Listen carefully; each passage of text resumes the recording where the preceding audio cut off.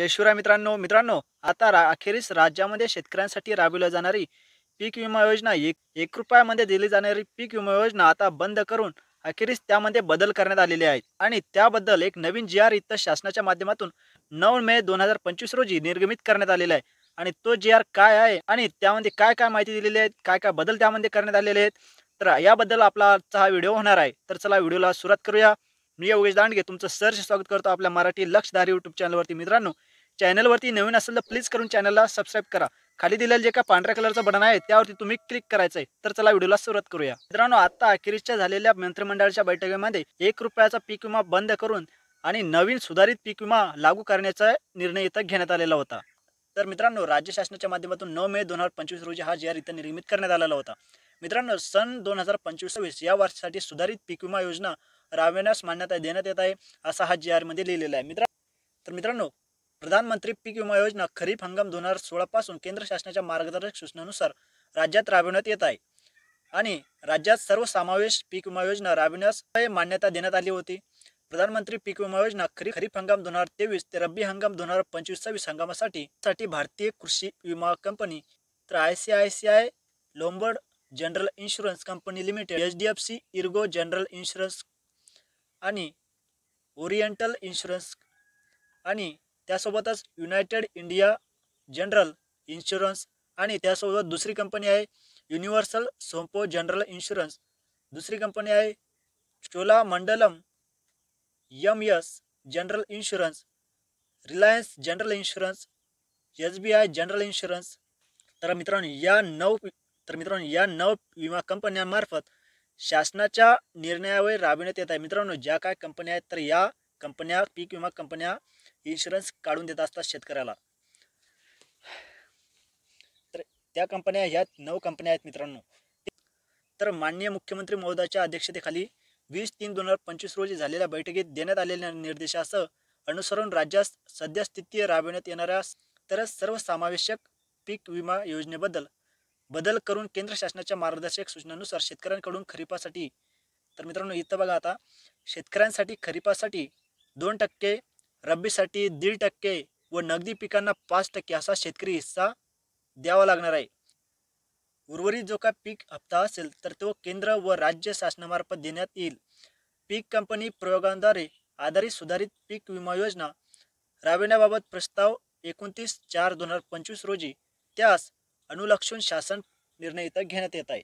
तर सन 2025-26च्या खरीप हंगामापासून राज्यात सर्वसमावेश पीक विमा योजनेच्या मध्ये बदल करून केंद्र शासनाच्या मार्गदर्शक सूचनानुसार पूर्वीप्रमाणे विहित केल्यानुसार खरीपासाठी 2%, रब्बीसाठी 1.5% व नगदी पिकांना 5% असा शेतकरी हिस्सा इथं घेऊन उर्वरित पीक हप्ता हा केंद्र व राज्य शासन मार्फत देण्यात येईल. पॉईंट असा आहे, सदर योजना अधिसूचित क्षेत्रातील अधिसूचित पिकांसाठी विमा क्षेत्र घटक एरिया अप्रोच ज्याला म्हणतात धरून केंद्र शासनाच्या वेळोवेळी निर्गमित होणाऱ्या मार्गदर्शक सूचनांप्रमाणे खरीप व रब्बी हंगामाकरता राबविण्यास मान्यता देण्यात येत आहे. सुधारित पीक विमा योजना खरीप व रब्बी हंगामातील केवळ खालील जोखमीच्या बाबीवर समावेश राबविण्यात येईल. आता त्या जोखमी काय, म्हणजे ज्या आधारावरती आपल्या शेतकऱ्यांना पीक विमा मिळतो त्यामध्ये कोणकोणते घटक आहेत आता ते बघा.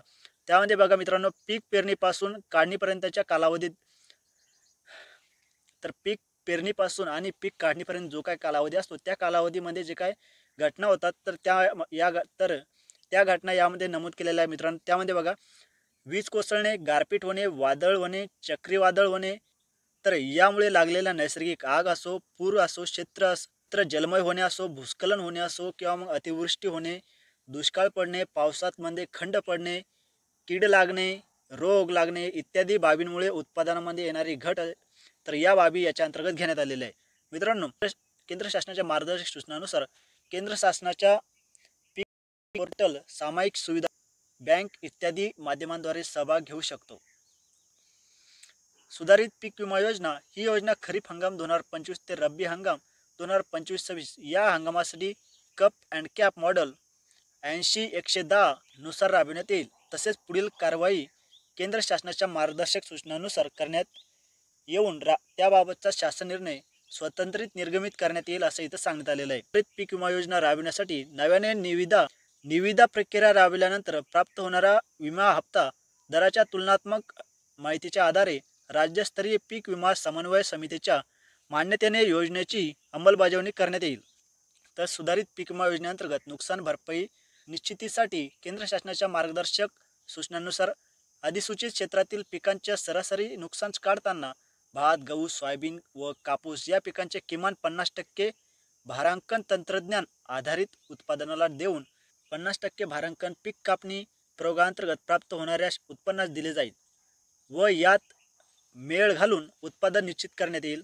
उर्वरित अधिसूचित पिकाचे नुकसान भरपाई नियमित पीक कापणी प्रयोग आधारित निश्चित करण्यात येईल. या संदर्भात केंद्र शासनाच्या वेळोवेळी निर्गमित केल्या जाणाऱ्या सूचना दिलेले निर्देश लागू करण्यात येईल आणि केंद्र शासनाच्या मार्गदर्शक सूचनांनुसार योजनेअंतर्गत अंमलबजावणी तंत्रज्ञानाची निवड झाल्यानंतर कार्यारंभ आदेश देतेवेळी मागील हंगामातील राज्य हिस्सा विमा हप्ता रकमेच्या 50% केंद्र शासन व राज्य शासनाच्या इस्क्रो अकाउंटमध्ये जमा करण्यात येईल. यासाठी उघडवायच्या इस्क्रो अकाउंट मान्यता देण्याबाबतचा शासन निर्णय हा स्वातंत्र्य निर्मित करण्यात येईल. तर अंमलबजावणी करण्याची जबाबदारी आयुक्त कृषी आयुक्तालय पुणे यांची राहील. तसेच आयुक्त कृषी यांनी योजनेच्या अंमलबजावणीबाबत मासिक आढावा घेऊन त्याबाबतचा प्रगती अहवाल शासनाचा सादर करणे हे बंधनकारक आहे. हे कृषी अधिकाऱ्यांना हे इथं सांगण्यात आलेलं आहे. तर प्रधानमंत्री पीक विमा योजनेअंतर्गत राबवण्यात येणारी पुनर्रचित हवामान आधारित फळपीक विमा योजना आहे त्या स्वरूपात चालू ठेवण्यास मान्यता देण्यात येत आहे. नवीन पीक विमा योजनेमध्ये हे बदल करण्यात आलेले आहेत आणि नवीन प्रकारे पीक विमा योजना इथं 2025-26 करता राबवण्याची मान्यता इथं देण्यात आलेली आहे. मित्रांनो, तुम्हाला जर हा GR इथं बघायचा असेल तर त्यासाठी मी माझ्या डिस्क्रिप्शन बॉक्समध्ये खाली लिंक टाकून देईल. त्या लिंकवरती जाऊन तुम्ही तो GR इथं बघू शकता.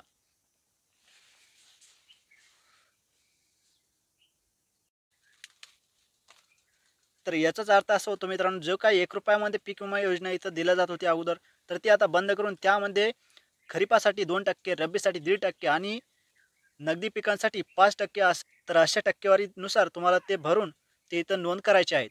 मित्रांनो, एकंदरीत जर का आपण हे सर्व गोष्टी इथं बघितल्या, हा जर व्यवस्थित जर का बघितला तर यामध्ये जास्त काही गोष्टीचा बदल इथं यामध्ये करण्यात आलेला नाही की हे ट्रिगर बंद करू, ते ट्रिगर इथं लागू करू. यामध्ये एवढ्या काही गोष्टी यामध्ये झालेल्या नाहीत. तसं जर बघितलं तर फक्त आणि फक्त 1 रुपयामध्ये जो काही पीक विमा इथं दिला जात होता तर ती योजना इथं बंद केली गेलेली आहे आणि बाकी सर्व गोष्टी कोणत्या जिल्ह्यासाठी किती अनुदान, तर बाकी सर्व गोष्टी व्यवस्थित माहिती हे पुढे ते देणारच आहेत. तर अशाच नवीन व्हिडिओ आपण शेतकऱ्यांसाठी घेऊन येत असतो मित्रांनो. त्यासाठी तुम्ही चॅनलला सबस्क्राईब करायचं आहे. खाली दिलेलं जे काय पांढऱ्या कलरचं बटन आहे त्यावरती तुम्ही क्लिक करायचं आहे. मित्रांनो, व्हिडिओ आवडला असेल तर लाईक करा, कमेंट करा, शेअर करा. तुमच्या मित्रांना देखील हा व्हिडिओ पाठवू शकता. भेटूया पुढच्या व्हिडिओमध्ये मित्रांनो. धन्यवाद.